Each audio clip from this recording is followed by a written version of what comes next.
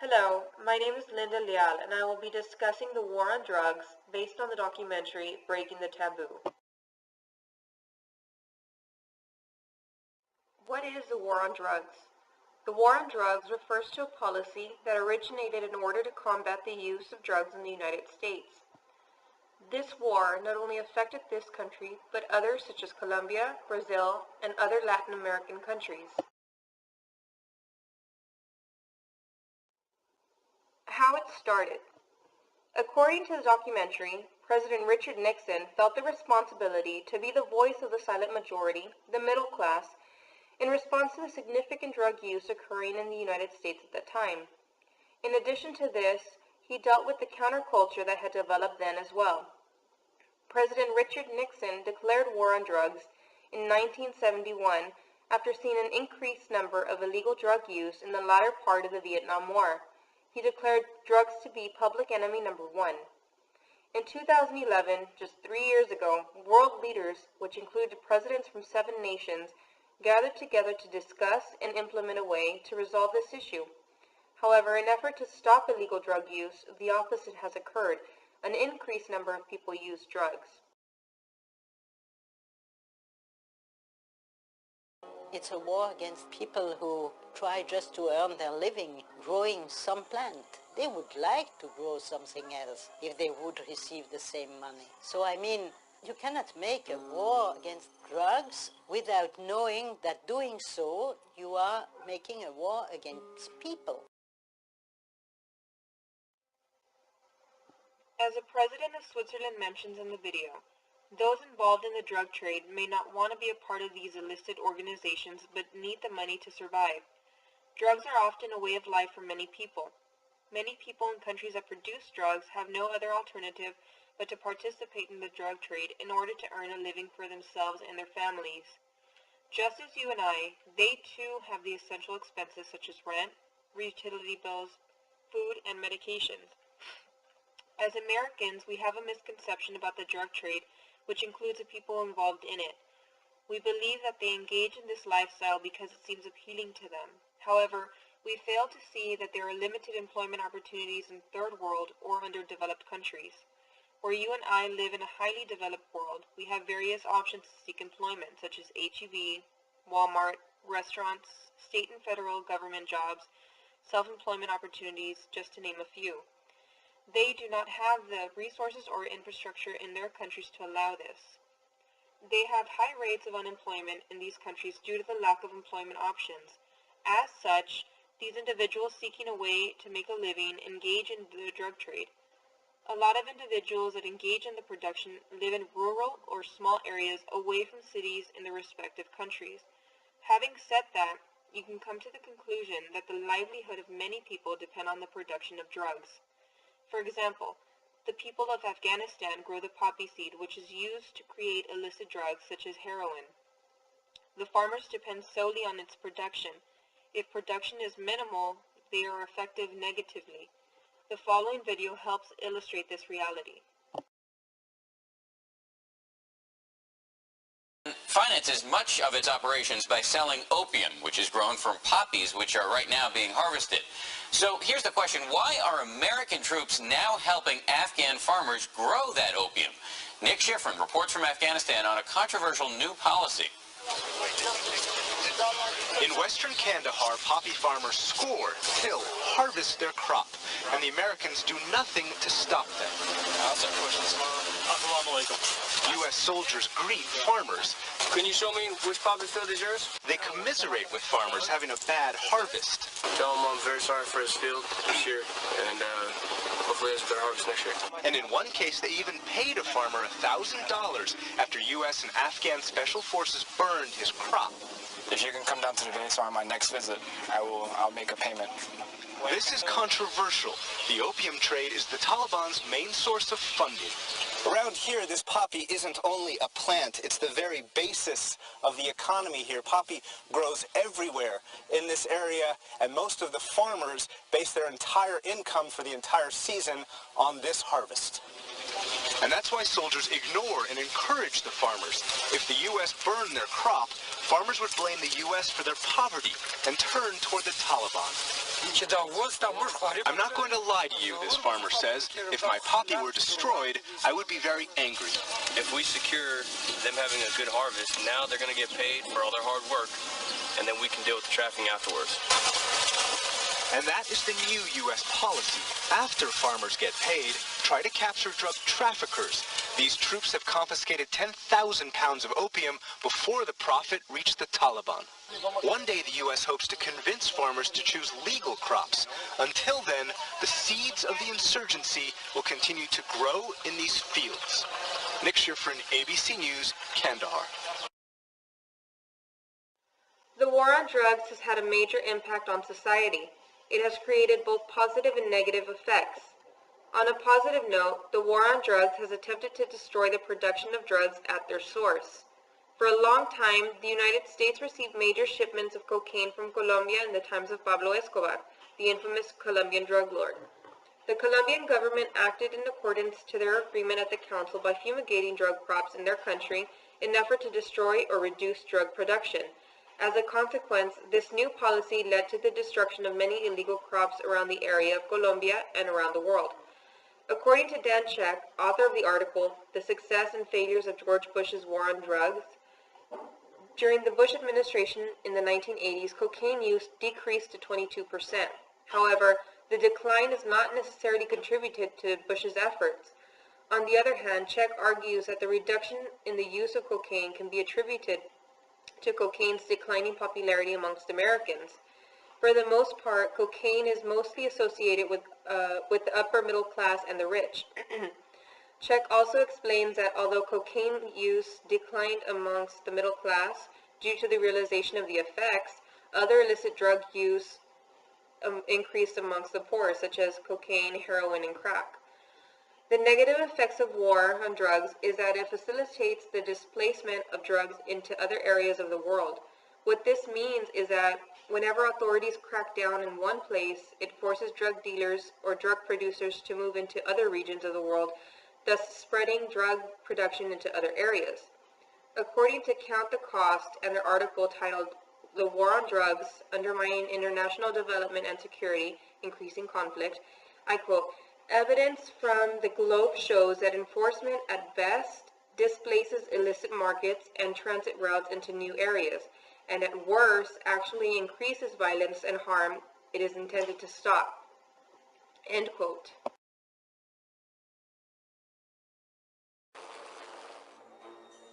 The United States has always led the war on drugs from the front, both at home and abroad. But 5 decades of an unyielding reliance on police enforcement and the fact that America remains the planet's largest consumer of illegal drugs has had a devastating effect on the land of the free. Using illegal drugs is against the law. Doing drugs, you risk everything, even your freedom. If you do drugs, you will be caught. And when you're caught, you will be punished. Some think there won't be room for them in jail. We'll make room. The following video is from the documentary titled Breaking the Taboo. It provides an in-house view of imprisonment for nonviolent drug use by an inmate. What the war on drugs has done, it's created this massive prison industrial complex in America. In 1970, there were about 330,000 prisoners in the U.S. Now there are 2.3 million, and we somehow consider that normal. 2.3 million prisoners is more than any other country in the history of the world ever. We have more prisoners than China, and they have 1 billion more people than we do. We have more prisoners than soldiers, but there are more prison guards than there are U.S. Marines. This level of incarceration has just taken on a life of its own. If you didn't have a drug habit going in, you leave going with a drug habit. There was so much drugs in prison, it was unbelievable. You could get any kind of drug you want in prison. If you can't control drug use in a maximum security prison, how could you control drugs in a free society?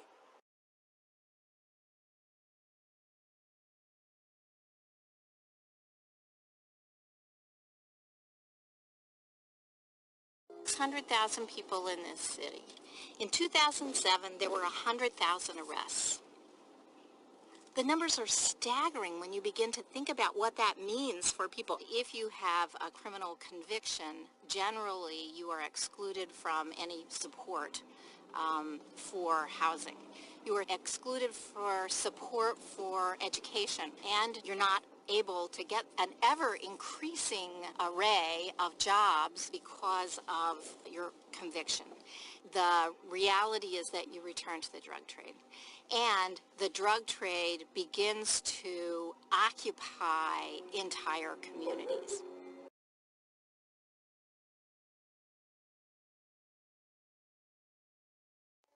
This chart provides a visual representation of what Ms. Brenda Bloom spoke about. As you can see, criminal convictions result in limited or no assistance from various agencies. Many find it difficult to obtain assistance for housing and education purposes. They also encounter limited employment opportunities and are often denied government assistance such as food stamps and health care benefits. This is a reality that many people face, and as a result, the recidivism rates in these instances increase, as individuals in these situations have no other alternative but to return to what they know. I am a caseworker for a state program, and as such, I have seen many individuals come through my office requesting assistance from my program. Differing from Medicaid, food stamps, temporary assistance for needy families known as TANF, and Social Security programs, we are able to assist individuals regardless of their criminal status, if their diagnosis, income, and residency statuses are met. I have encountered a significant number of cases in which an individual has a drug conviction and is in need of government assistance through Medicaid or perhaps a Social Security program such as Supplemental Security Income known as SSI due to disability, but are denied because of their prior convictions. The individuals may receive rehabilitation while incarcerated, however, they are not able to receive assistance, employment, or other necessities required to live amongst normal society.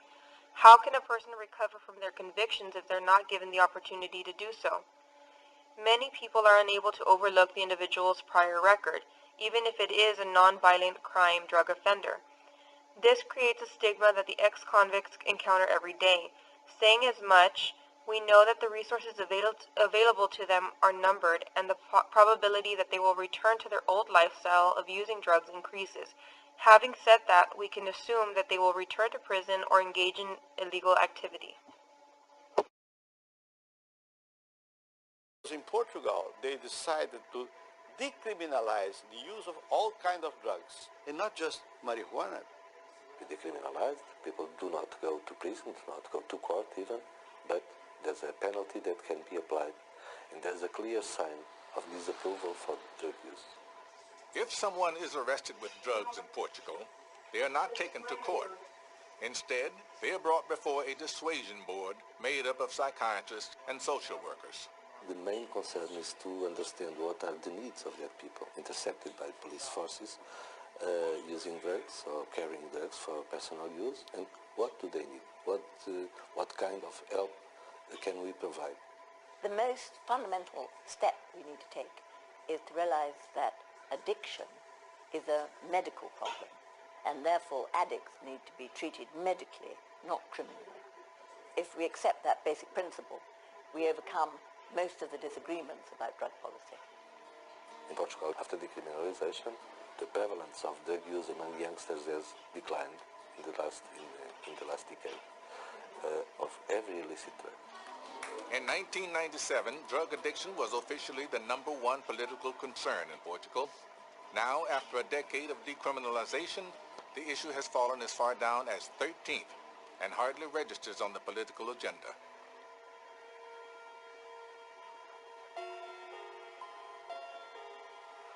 And even more radical steps have been taken elsewhere. In the 90s, Switzerland faced an AIDS epidemic rapidly spreading through the heroin-using population. It was clear in Switzerland that repression was not the way, that repression was a part of the problem, that repression was a cause of the dissemination of AIDS, that repression was a cause of the deaths of young people by overdoses. As president, Global Commissioner Ruth Dreyfus called for a series of dramatic solutions to the epidemic including medically prescribing clean needles and heroin to addicts who couldn't kick the habit. How can you speak with people about the problem of drugs if they are addicts, if they are under the threat to be arrested? It's absolutely clear that you have to go to the people, and in order to go to the people, you have to accept in a certain way the people as they are. In Switzerland, the number of injecting drug users with HIV/AIDS has been reduced by over 50% in 10 years. And the model of putting health before punishment is gathering momentum. I think there should be safe places where people who have addiction could come and not think they're going to be arrested and will have basic needs met. I have experience with this, including personal experience. I had a brother who was addicted to cocaine. So I know a lot about this. I understand more than most people do what is involved. Well, dealing with human beings. So we are not just dealing with criminals. The users, very often, they want to escape from the situation. They have no instruments. So why not to give a lift to them? Who are the addicts? Our children. I mean, people we love. People we would like really to bring back in the normal life.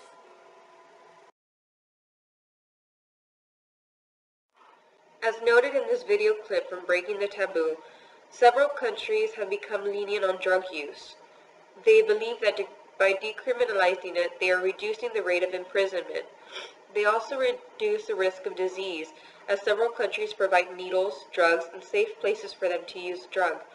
In addition, some countries are finding the root of the user's addiction by sitting down with the users along with psychologists to discuss the reason for their behavior. The nations that have accepted this have seen a positive result in their countries and urge other nations to follow suit. Breaking the Taboo was an eye-opener for me. I was never so interested in how it all came about until I saw this documentary. The war on drugs that has been in existence for over 40 years hit so close to home for me. I've lived in Laredo all my life and have traveled to Nuevo Laredo, Tamaulipas, Mexico throughout my lifetime.